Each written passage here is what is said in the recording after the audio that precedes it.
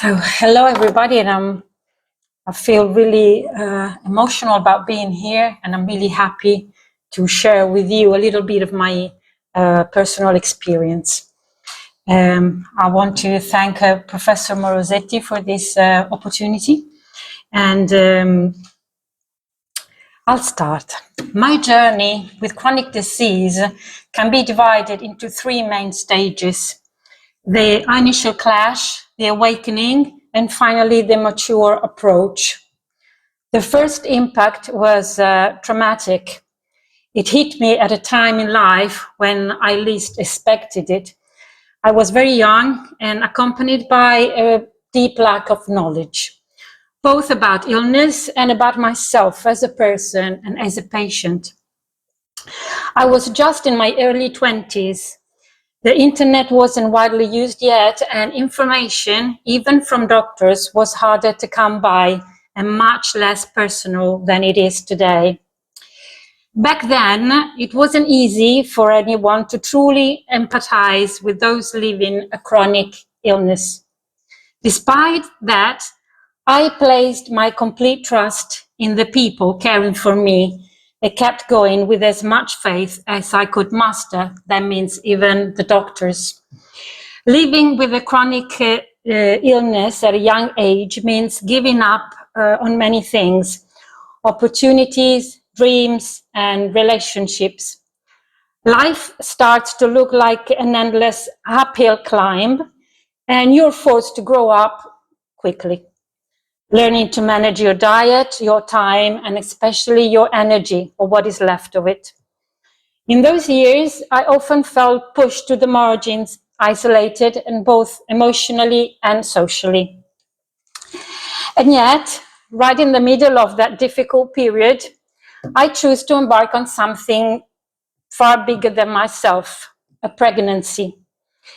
I decided to try straight away while I was still on dialysis, because I thought that after a transplant, I wouldn't have the courage to try it. It was a decision made with a lot of fear, but also a fair amount of reckless hope. Today, my daughter is 28. I'm deeply grateful to the nephrology team at Policlinico Umberto I, who supported me through the pregnancy, the birth, and beyond. This experience marked the beginning of a new awareness for me as a woman, and above all, as a patient. Words like urea, hemoglobin, iron, phosphate, potassium, and all the different data names, terms that once meant nothing to me, started to carry a real meaning, and I began to understand how to relate one another. And of course, the obsession of this fluid and weight, which still today is a constant concern for every kidney patient.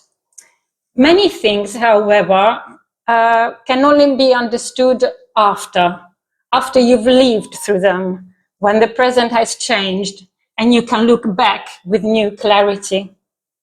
The transplant for me represented exactly that kind of after. With the transplant, life feels whole again. New possibilities open up, and you start to dream about projects and plans again. You feel a fresh wave of energy, not just physically, but emotionally too. It's a kind of psychological renewal, one that radiates outwards to those around you. You start urinating again, a lot, sometimes annoyingly so at night. You have a new sense of taste, and you rediscover flavors, and eating, which is one of the most important things for us, becomes a joy again, not just a necessity. But there's also a new kind of anxiety, waiting for your blood test results, monitoring your number closely, and being overly cautious not to catch even a simple cold, for the fear to become something more serious. Strangely, your sense of vigilance grows. Every day feels precious because you don't know how long the transplant will last. And my personal goal as yet was to get my daughter to adulthood. And I almost reached that. I sadly, at a certain point, I sadly discovered that I could get a chronic rejection. And it was a hard blow because it forced me to start preparing myself mentally and emotionally to return to dialysis. And so began this third phase of my journey, going back to what it was.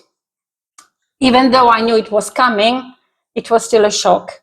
I had to rethink my entire routine, my daily life, my job, my schedule, and find ways to make it all work again.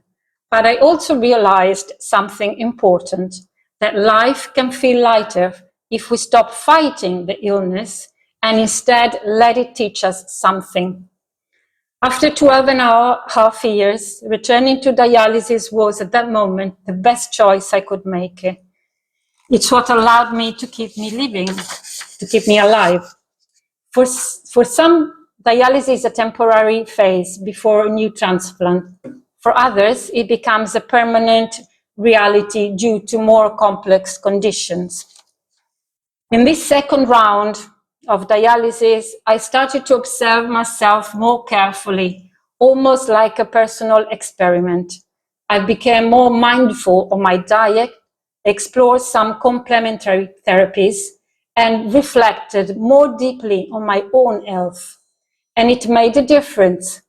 I managed to improve a sluggish digestive system that had always troubled me, and I developed a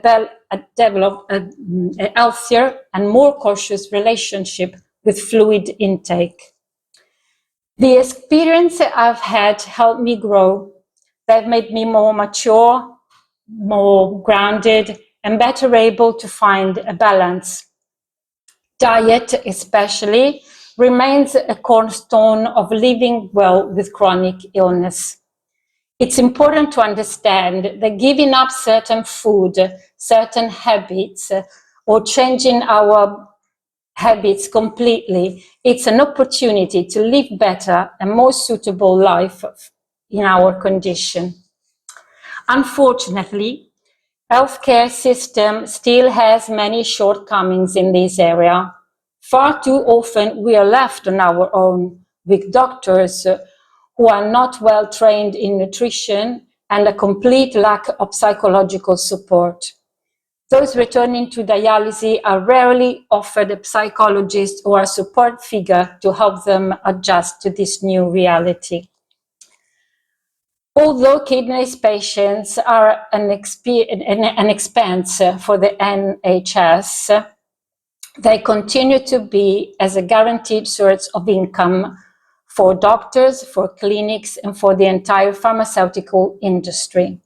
And so I can't help but wonder, is there truly a desire to see patients in a more complete human way? To offer them the support they need to live with dignity despite their illness? A person on dialysis or someone who's had a transplant is a fragile person, and they should always be treated and supported as such, beyond any financial consideration. Thank you.